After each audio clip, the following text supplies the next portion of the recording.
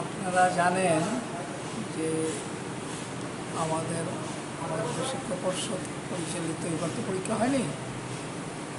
তো বিভিন্ন রাজ্যের শিক্ষা বোর্ড যে পদ্ধতিতে ফলাফল ঘোষণা করেছে বা কেন্দ্রীয় সিবিএসসি যে পদ্ধতিতে করেছে, মোটামুটি সেই ধাঁচে আমাদের একটা এক্সপার্ট কমিটি করা হয়েছিল। তার ভিত্তিতে ফলাফল ঘোষণা করা হয়েছে মাধ্যমিকের 31 জুলাই আর হায়ার সেকেন্ডারির 1 আগস্ট। ফলাফল মোটামুটি অন্যান্য বারের চেয়ে ভালোই হয়েছে। তার সত্ত্বেও ফলাফল প্রকাশের পর দেখা যাচ্ছে রাজ্যের বিভিন্ন প্রান্তে পরীক্ষার্থীরা মানে প্রায় পরীক্ষা না দিয়ে একেবারে পাশ করার দাবি জানাচ্ছে। বিভিন্ন জায়গায় রাস্তা অবরোধ করেছে। বক্তব্য, আমরা পরীক্ষা দিলাম না, ফিল করলাম কি করে?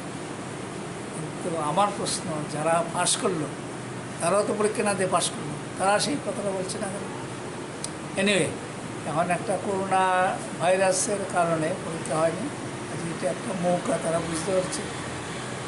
এই বিভিন্ন রাজ্য শিক্ষা বোর্ড সিবিএসসি ফলাফল অনেকটাই পাস করে দিয়েছে, 99% কোথাও আরও বেশি। ফলে উদ্ভূত পরিস্থিতিতে বোর্ডের প্রায় কিছু করণীয় নয়, কিন্তু রাজ্য সরকার ভাবছেন যে এটা একটু কোনো বিবেচনা করা দরকার।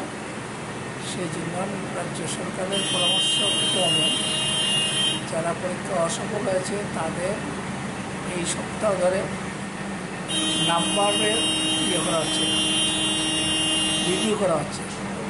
অর্থাৎ বিভিন্ন স্কুলের জেলা ভিত্তিক বিভিন্ন স্কুল থেকে মাস্টারমশাই এসে তারা যে নাম্বার দিয়েছিলেন বোর্ডের রেকর্ডে সেই নাম্বারটা ঠিক আছে কি না সেটা তারা দেখে যাচ্ছেন। তা অসঙ্গতি থাকলে তারা সেটা প্রমাণ করে যাচ্ছে। এই রিভিউ কাজটা শেষ হবে আগামী শনিবার। এরপরে আমার ধারণা রাজ্য সরকার যথাযথ মানে সিদ্ধান্ত নেবেন এবং ফলাফল সম্ভবত আগামী সপ্তাহে প্রথম দিনে প্রকাশ করা হবে।